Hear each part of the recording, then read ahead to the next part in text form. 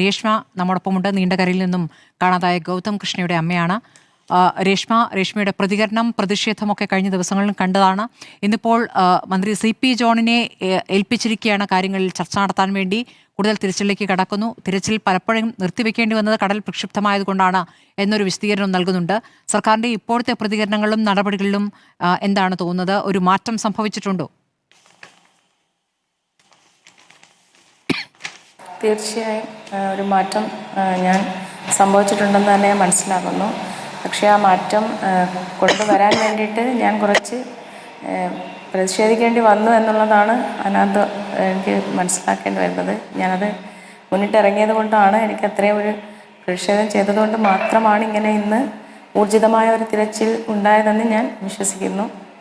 അത് അദ്ദേഹം ആവശ്യപ്പെട്ടതുപോലുള്ള സംവിധാനങ്ങളോടുകൂടി തന്നെ മുന്നോട്ട് പോകണമെന്നാണ് എൻ്റെ ഒരാഗ്രഹം. അങ്ങനെ തന്നെ നിലവിൽ നടന്നു പോകട്ടെ. ഇത് എനിക്കൊരു ലക്ഷ്യത്തിൽ എത്തുന്നത് വരെ ഈ തിരച്ചിലിനൊരു നിർത്തുണ്ടാവാതെ, അതായത് എൻ്റെ മോൻ്റെ ബോഡി കിട്ടുന്നത് വരെ ഈ അന്വേഷണം തുടരണം. എൻ്റെ മോൻ്റെ എന്നല്ല, നഷ്ടപ്പെട്ടു പോയ എല്ലാവരുടെയും ബോഡി കണ്ടെത്തുന്നത് വരെ ഈ തിരച്ചിൽ തുടരണമെന്ന് തന്നെയാണ് ഞാൻ അഭ്യർത്ഥിക്കുന്നത് ഗവൺമെൻറ്റിനോട്. രേഷ്മ, ഈ ഒന്ന് തുടക്കം മുതലുള്ള കാര്യം പറയാമോ? മകനെ കാണാതായത് എത്ര മണിക്കൂറിലാണ് നിങ്ങൾ സർക്കാർ സംവിധാനങ്ങളെ ബന്ധപ്പെടുന്നത്? അവിടെ നിന്നും കിട്ടിയ മറുപടി എന്താണ്?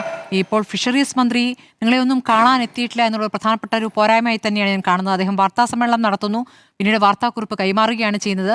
പക്ഷേ ഒരു പ്രതികരണം, നിങ്ങളെ സമാശ്വസിപ്പിക്കുന്ന ഒരു പ്രതികരണമായി ഒന്ന് നമ്മളാരും കണ്ടില്ല.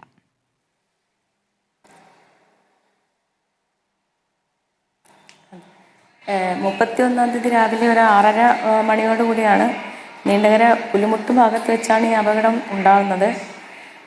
ആ സമയത്ത് തന്നെ രക്ഷാപ്രവർത്തനം ഏറ്റവും കൂടുതലായിട്ട് ചെയ്തു വന്നത് എൻ്റെ മത്സ്യത്തൊഴിലാളി സഹോദരങ്ങളാണ്. ആ സമയത്ത് പോലീസ് ബോട്ട് മറ്റ് സംവിധാനങ്ങളൊന്നും അവിടെ കാര്യക്ഷമമായ പ്രവർത്തനങ്ങൾ നടത്തിയോ എന്നുള്ളത് എനിക്ക് അതിനെക്കുറിച്ചുള്ള അറിവെനിക്ക് അപര്യാപ്തമാണ്. കാരണം എൻ്റെ മത്സ്യത്തൊഴിലാളി സഹോദരങ്ങളാണ് എൻ്റെ വള്ളത്തിൽ കയറിയ ബാക്കിയുള്ളവരെ രക്ഷപ്പെടുത്തിയതും ഈ വള്ളം പോലും കണ്ടെടുത്തത് എന്നാണ് എൻ്റെ ഒരു അറിവ്. നമ്മൾ ആ സംഭവ സമയത്ത് സ്ഥലത്തില്ല.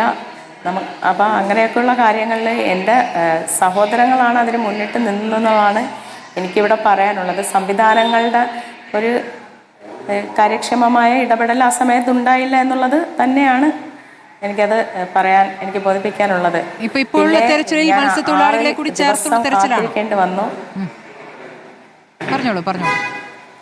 അപ്പോൾ 31-ാം തീയതി തൊട്ട് നടക്കുന്ന തിരച്ചിൽ മത്സ്യത്തൊഴിലാളികൾ ഉൾപ്പെട്ട തിരച്ചിൽ തന്നെയാണ്. അപ്പോൾ ഈ 6 ദിവസവും ഞാൻ കാത്തിരുന്ന് ഒരു റിസൾട്ട് ഉണ്ടാവാത്തൊരു സാഹചര്യത്തിലാണ് ഇന്നലെ അങ്ങനെ ഒരു സംഭവത്തിന് വഴിവെക്കേണ്ടി വന്നത്. പിന്നെ ഞാൻ ആവശ്യപ്പെട്ട ഡിമാൻഡുകൾ അവർ അംഗീകരിക്കുകയും തുടർന്ന് ഇന്നത്തേക്ക്, അതായത് 7-ാം തീയതി രാവിലെ 7 മണിക്ക് തുടങ്ങിയ തിരച്ചിലിൽ ഞാൻ ആവശ്യപ്പെട്ട പ്രകാരം എൻ്റെ സഹോദരങ്ങളെയും കൂടെ, മത്സ്യത്തൊഴിലാളി സഹോദരങ്ങളെയും കൂടെ ഉൾപ്പെടുത്തിക്കൊണ്ട് ഫിഷറീസ് ബോട്ടിൽ ഞാൻ ആവശ്യപ്പെട്ടതുപോലെയുള്ള 2 പേരെ വീതം കൂടി ചേർത്തുകൊണ്ടുള്ള ഒരു അന്വേഷണമാണ്, സമഗ്രമായ ഒരു അന്വേഷണമാണ് നടക്കുന്നതെന്ന് തന്നെയാണ് എനിക്ക് പറയാനുള്ളത്. ശരി രേഷ്മ.